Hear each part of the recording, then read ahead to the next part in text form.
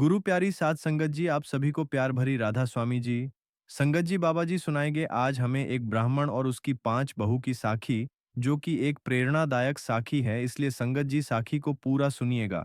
बाबा जी फरमाते हैं, किसी नगर में गोपाल दास नाम का एक ब्राह्मण अपनी पत्नी के साथ रहता था। उसके 5 बेटे और 5 बहुएं थीं, लेकिन इसके बावजूद ब्राह्मण और उसकी पत्नी हमेशा दुखी रहते थे, क्योंकि उनके सभी बेटे उनसे अलग रहकर अपनी अपनी गृहस्थी चला रहे थे और उनका बिल्कुल भी ध्यान नहीं रखते थे। ब्राह्मण गोपाल दास एक पढ़ा लिखा और कर्मकांडी व्यक्ति था, जिसकी नगर के लोग बहुत इज्जत करते थे। वह कभी कथा, कभी कीर्तन और कभी पूजा पाठ करके बड़े आराम से अपनी जीविका चला रहा था। नियमों का पक्का गोपाल दास प्रतिदिन प्रातःकाल उठकर 4 मील दूर गंगा स्नान करने जाता था। लौटते समय वह भगवान राम के मंदिर में घंटों पूजा करता और वहीं उसे प्रसाद और फल मिल जाते थे। इसे वह गंगा स्नान का पुण्य फल मानता था। भले ही वह बेटों की उपेक्षा से दुखी था, फिर भी अपने जीवन से संतुष्ट था। एक दिन की बात है, गोपाल दास की पत्नी सख्त बीमार पड़ गई और बहुत इलाज कराने के बाद भी उसकी हालत में कोई सुधार नहीं हुआ। अंततः ब्राह्मण की पत्नी का निधन हो गया। पत्नी के निधन के बाद ब्राह्मण बोला, हे ईश्वर, अब इस बुढ़ापे का सहारा कैसे चलेगा? मेरे बेटे तो पहले ही मुझसे अलग हैं, अब मेरी देखभाल कौन करेगा? पत्नी की मृत्यु ने गोपाल दास को पूरी तरह से तोड़ दिया और वह खुद भी बीमार रहने लगा। कुछ ही दिनों में उसकी हालत इतनी बिगड़ गई कि वह नदी पर स्नान करने जाने में असमर्थ हो गया। अब वह पड़ोस के लड़कों से कहकर पास के कुएं से पानी मंगवाता और उसी से स्नान करता। वह सोचने लगा, यह बुढ़ापा भी कितना दुखदाई होता है। 5 बेटे और बहुएं होते हुए भी आज मुझे गंगाजल तक उपलब्ध नहीं हो पा रहा। बीमारी के कारण उसका यजमान के घर आना जाना भी बंद हो गया, जिससे उसकी आमदनी रुक गई। उसकी हालत दिन ब दिन और खराब होती चली गई और अब वह पूरी तरह से अकेला और असहाय महसूस करने लगा। वह सोचता रहता, जब से मैंने गंगा में स्नान करना बंद किया है, तभी से दुर्भाग्य मेरे पीछे पड़ गया है। लेकिन अब तो मैं हाथ पैरों से लाचार हूं, नदी तट पर कैसे जा सकूंगा? धीरे धीरे यह बात उसके मन में घर कर गई कि मुसीबतों से छुटकारा पाने के लिए गंगा स्नान करना जरूरी है। एक दिन उसने तय किया कि बहुओं से सहायता मांगी जाए, क्या पता उन्हें उस पर दया आ जाए। यह सोचकर वह सबसे पहले बड़ी बहू नीलम के घर पहुंचा। वह बोला, बहू, तू तो हमारे घर की लक्ष्मी है, ससुर की सेवा का पुण्य तुझे आज तक नहीं मिला। सास ससुर की सेवा से संतान में सद्बुद्धि आती है और घर में सुख शांति रहती है। देख, तेरी सास तो चली गई, अब मैं ही बचा हूँ। मैं भी थोड़े दिनों का मेहमान हूँ, पता नहीं कब सांस की डोर टूट जाए। मैंने जीवन भर नियम से गंगा स्नान किया है, पर अब इस बुढ़ापे की काया से यह संभव नहीं। क्या तू रोज एक मटका गंगा जल भरकर ला सकती है? ला देगी तो तुझे पुण्य मिलेगा और मैं गंगा जल से स्नान कर सकूंगा। बड़ी बहू नीलम, जो बेहद चालाक थी, ससुर की चिकनी चुपड़ी बातों में नहीं आई। उसने कहा, बात तो आपने बिल्कुल सही कही है पिताजी, मेरा भी आपकी सेवा करने का मन है, लेकिन आप जानते हैं मेरी गृहस्थी बहुत बड़ी है। सुबह सुबह बच्चों को नहलाना धुलाना, गाय भैंसों को चारा देना और घर के ढेरों काम करने पड़ते हैं। अब आप ही बताइए, मैं 4 मील दूर नदी पर कैसे जा सकती हूँ? पिताजी, मेरा तो यही सुझाव है कि आप मुझसे छोटी बहू के पास चले जाएं। मैंने सुना है वह दिन भर खाली बैठी रहती है। ब्राह्मण गोपाल दास बोला, शायद तुम ठीक कहती हो। अच्छा, मैं चलता हूँ। और वह एक गहरी सांस छोड़कर धीमे कदमों से आगे बढ़ने लगा। चलते चलते वह सोचने लगा, क्या जमाना आ गया है? सास ससुर से ऐसे कतराते हैं जैसे उन्हें कोई भयंकर छूत की बीमारी लगी हो। गोपाल दास मन ही मन बुदबुदाया, बड़ी बहू ने तो बहाना बना दिया, शायद दूसरी बहू को तेरे बुढ़ापे पर दया आ जाए। ये सोचकर वह दूसरी बहू मीना के पास पहुंचा। गोपाल दास ने उसे भी वही बात कही, बहू, क्या तू अपने ससुर के लिए रोज एक मटका गंगा जल भरकर ला दिया करेगी? इससे मुझे गंगा जल से स्नान करने का पुण्य मिल सकेगा। मीना ने बिना देर किए जवाब दिया, क्षमा कीजिए पिताजी, मुझे आपकी सेवा करके सचमुच खुशी होती, लेकिन आज ही मुझे मायके जाना है, इसलिए मजबूर हूँ। निराश होकर गोपाल दास तीसरी बहू के पास गया और उससे भी विनती की, बहू, क्या तू मुझे गंगा स्नान के लिए रोज एक मटका पानी ला दिया करेगी? इस पर तीसरी बहू ने भी झट से बहाना बना दिया। वह बोली, नहीं पिताजी, मुझे तो माफ कर दीजिए, सुबह से शाम तक घर के कामों से ही छुटकारा नहीं मिलता। फिर भला आपके लिए गंगा जल लाने का समय कहाँ से निकाल पाऊंगी? आप किसी और बहू के पास जाइए। थके हारे गोपाल दास एक एक करके चारों बहुओं के पास गए, लेकिन सब ने अपनी अपनी मजबूरी बताकर मना कर दिया। चारों के उत्तर सुनकर गोपाल दास का पांचवी बहू के पास जाने का साहस नहीं हुआ। वैसे भी उसका पांचवा बेटा परदेश में था और आर्थिक रूप से भी बाकी भाइयों से कमजोर था। लेकिन न जाने बूढ़े ब्राह्मण के मन में क्या आया कि वह पांचवी बहू के घर जाने के लिए तैयार हो गया। पांचवी बहू राधा के घर पहुंचकर उसने दरवाजे पर दस्तक दी। अंदर से एक मधुर आवाज आई। कौन है? गोपाल दास ने धीमे स्वर में कहा। मैं हूं बहू, तुम्हारा ससुर गोपाल दास। अगले ही क्षण दरवाजा खुला और सामने खड़ी राधा ने जैसे ही अपने ससुर को देखा, खुशी से उनके चरणों पर झुक गई। वह बोली, प्रणाम पिताजी। गोपाल दास ने उसके सिर पर हाथ रखते हुए कहा, सदा सुहागन रहो बहू। फिर वह आदरपूर्वक अपने ससुर को घर के भीतर ले गई और बोली, धन्य है हमारे भाग्य जो आज आप हमारे घर पधारे हैं। पिताजी बताइए, मेरे लायक कोई सेवा हो तो बताइए। इस पर ब्राह्मण गोपाल दास बोला, बहू मैंने जीवन भर गंगा के पवित्र जल में स्नान किया है। अब बूढ़ा हो गया हूं, पांवों में चलने की शक्ति नहीं बची और आंखों से भी कम दिखाई देने लगा है। गंगा नदी भी यहाँ से 4 मील दूर है, जहाँ रोज जाना मेरे लिए संभव नहीं है। बेटी, क्या तुम रोज एक मटका गंगाजल मेरे लिए ला सकती हो? अगर तुम यह सेवा कर दोगी तो मेरा बुढ़ापा सुधर जाएगा। यह सुनकर बहू ने कहा, बस इतनी सी बात, यह तो मेरे लिए सौभाग्य की बात होगी पिताजी। कम से कम आपने मुझे इस सेवा के योग्य तो समझा। आप विराजिए, मैं आपके लिए जलपान लाती हूँ। राधा ने गोपाल दास को प्रेम पूर्वक जलपान कराया और उन्हें अपने घर पर ही रोक लिया। दूसरे दिन वह गंगा किनारे पहुंची। पहले उसने स्नान किया और फिर मटका भरकर घर लौटने लगी। रास्ते में उसने सोचा, मैं कितनी भाग्यशाली हूं जो ससुर की सेवा के साथ साथ गंगा स्नान का पुण्य भी कमा रही हूं। घर पहुंचकर उसने ससुर को बड़े आदर से स्नान कराया। लेकिन स्नान के बाद जैसे ही उसने ससुर की गीले कपड़े निचोड़, वह आश्चर्यचकित होकर बोली, हे ईश्वर, इन पानी की बूंदों से तो मोती बन रहे हैं। उसने तुरंत उन मोतियों को संभाल लिया और सेवा का प्रसाद मानकर एक संदूक में रख दिया। उस दिन के बाद यह चमत्कार रोज होने लगा। राधा प्रतिदिन गंगा से जल लाती, अपने ससुर को स्नान कराती और जो मोती बनते उन्हें संभालकर संदूक में रखती जाती। कुछ दिन बाद जब राधा के पास बहुत सारे मोती इकट्ठे हो गए, तो वह उन्हें बाजार में बेचने के लिए ले गई। सुनार ने मोतियों को देखकर कहा, अरे, यह तो नायाब मोती हैं। मैं इनके बदले तुम्हें 500 स्वर्ण मुद्राओं की थैली देता हूँ। इन्हें संभाल कर रख लो। यह सुनकर राधा बहुत खुश हुई। उसने उन पैसों से बाजार से ससुर के लिए सुंदर सुंदर कपड़े खरीदे और खुशी खुशी घर की ओर चल दी।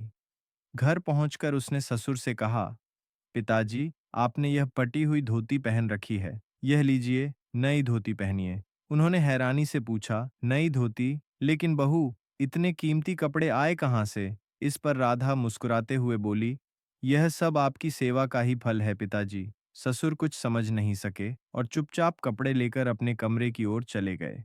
इसके बाद जैसे जैसे समय बीतता गया, गोपाल दास की गरीबी, लाचारी और बीमारी मानो पूरी तरह दूर हो गई।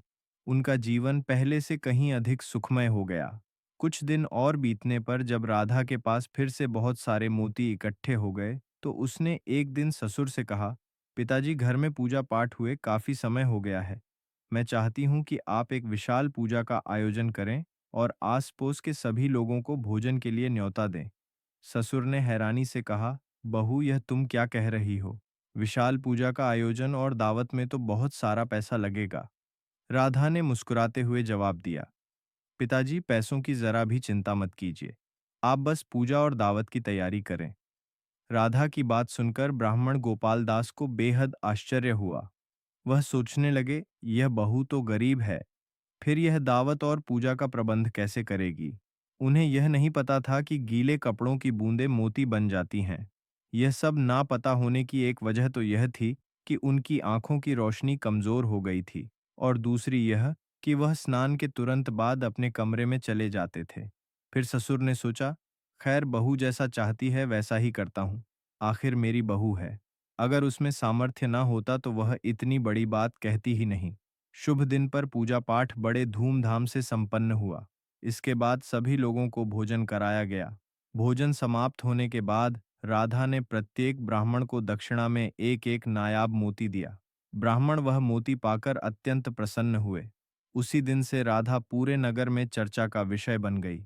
जब यह चर्चा राधा की चारों जेठानियों के कानों तक पहुंची तो वे एकत्रित हुईं और कहने लगीं, अरे उस कंगाल के पास अचानक खजाना कहाँ से आ गया, जो उसने ब्राह्मणों को एक एक नायाब मोती दक्षिणा में दे डाले। क्यों ना हम चलकर उसी से उसके खजाने का रहस्य पूछें, वह मूर्ख और भोली है, बड़ी आसानी से सब कुछ बता देगी। इस पर एक ने कहा, लेकिन हम तो उसका निमंत्रण पाकर भी उसकी पूजा पर नहीं गई थी, अब क्या मुंह लेकर उसके पास पास जाएंगे। दूसरी ने तुरंत जवाब दिया, अरे कोई बहाना बना लेंगे।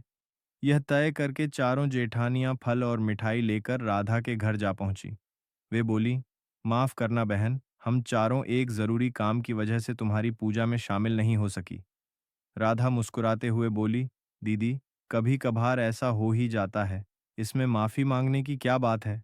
थोड़ी देर इधर उधर की बातें करने के बाद बड़ी जेठानी ने राधा से कहा, देवरानी जी, दावत और पूजा के लिए इतना सारा धन और नायाब मोती तुम्हारे पास कहाँ से आए? क्या देवर जी ने भेजे थे? राधा सरल मन की थी। उसने बिना किसी झिझक के सारा सच बता दिया। वह बोली, यह सब ससुर सेवा का फल है। गंगा जल के प्रताप से ही यह सब संभव हो पाया है। सारी बात सुनकर उसकी चारों जेठानियां एक साथ उठ खड़ी हुईं और बोली, अच्छा बहन, धन्यवाद, अब हम चलती हैं। अपना उल्लू सीधा होते ही चारों जेठानियां बहाना बनाकर वहां से चल दी। लेकिन रास्ते में नीलम, जो सबसे बड़ी थी, मन ही मन सोचने लगी, अगर यह तीनों इस भेद को ना जान पाती तो कितना अच्छा होता। मैं अकेली ही माला माल हो जाती। खैर, मुझे कोई ऐसा उपाय करना होगा जिससे केवल मैं ही इस मौके का पूरा लाभ उठा सकूं। नीलम यह सोच ही रही थी कि तभी दूसरी बहू बोली, सुनो बहनों, मैंने तो फैसला कर लिया है कि मैं कल ही ससुर जी को अपने घर ले आऊंगी, चाहे मुझे उनकी कितनी ही खुशामद क्यों ना करनी पड़े। दूसरी जेठानी बोली, अरे तू तो बड़ी चालाक बन रही है, सारा माल अकेले ही हड़पना चाहती है। तुमसे पहले तो ससुर जी को अपने घर मैं ले आऊंगी, तू तो कल ले जाएगी उन्हें, मैं तो आज बल्कि अभी ले आऊंगी। फिर वे तीनों बीच सड़क पर ही ससुर की सेवा को लेकर आपस में झगड़ने लगी। बात बढ़ते देख नीलम ने हस्तक्षेप किया और बोली, अरे बहनों, ठहरो, इस तरह आपस में लड़ने झगड़ने से कोई फायदा नहीं होने वाला। उल्टा सब लोग हमारी मंशा जान जाएंगे और हम पर थूकेंगे। मेरी मानो तो तुम तीनों मेरे साथ मेरे घर चलो। मेरे दिमाग में एक उपाय आया है जिससे हमारी समस्या हल हो जाएगी। तब तीनों ने नीलम की बात मानी और उसके साथ उसके घर पहुंची। फिर बोली, हाँ दीदी, अब बताओ तुम्हारे दिमाग में हमारी समस्या का क्या हल है? ससुर जी को किसके पास रहना चाहिए? नीलम बोली, तो सुनो, हम आपस में ससुर जी के लिए बोली लगा लेते हैं। जो सबसे अधिक रकम देगी उसे ही ससुर जी की सेवा करने का अधिकार मिल जाएगा और बाकी की तीनों, जो बोली की कीमत होगी उसे बराबर बराबर बांट लेंगी। सभी बहुओं ने सहमति जताई और कहा, हाँ, यह ठीक रहेगा। फिर सभी अपने अपने घरों से जेवर और रुपए निकाल लाई और बोली, चलो बोली शुरू करते हैं। एक बहू बोली, हाँ शुरू करो, मेरी बोली है 10,000। दूसरी बोली, मेरी 12,000। तीसरी बोली, मेरी 15,000। चौथी बोली, मेरी 20,000। इसी तरह चारों बहनें आपस में बोलियां लगाती रहीं और अंत में नीलम बोली, 1,00,000 रुपये। नीलम ने 1,00,000 रुपये में बोली जीत ली और अपने जेवर और रुपए मिलाकर तीनों देवरानियों को 1,00,000 रुपये दे दिए। नीलम बोली, लोवरानियों, तुम सबको अपना सारा धन देकर मैं तो अब कंगाल हो गई हूँ। इस पर एक बहू बोली, तुम तो तुरंत मिलने वाले मोतियों को बेचकर मुनाफा भी दुगना कमा सकोगी। अगले दिन नीलम राधा के घर ससुर जी के पास पहुंची और बड़े ही मीठे स्वर में बोली, पिताजी, मैं बड़ी मूर्ख हूँ, मुझे माफ कर दीजिए। आपने मुझे सेवा का अवसर दिया मगर मैंने इनकार कर दिया, लेकिन कल सपने में भगवान ने मेरी आंखें खोल दी। अब से मैं ही आपके लिए गंगा से जल लाया करूंगी। देवरानी को वहां से जल लाते हुए बहुत दिन हो गए हैं, अब उस बेचारी को आराम मिलना चाहिए। बूढ़े गोपाल दास को मोतियों के रहस्य की जानकारी अब तक नहीं थी। उसने सोचा, लगता है छोटी बहू के सेवा भाव को देखकर इसको भी सद्बुद्धि आ गई है। वह बोले, ठीक है, बड़ी बहू जैसा तुम चाहती हो वैसा ही होगा। मैं छोटी बहू को समझा दूंगा, लेकिन तुम्हें पानी यहीं लेकर आना होगा। बहू बोली, ठीक है पिताजी। नीलम को ससुर की स्वीकृति मिलते ही मारे खुशी के वह फूल कर गुप्पा हो गई और खुशी खुशी अपने घर लौट आई। अगले दिन सुबह होते ही जब उसका पति काम पर चला गया तो वह मटका लेकर गंगा तट की ओर चल दी। गंगा से पानी लाकर उसने जल्दी जल्दी ससुर को नहलाया।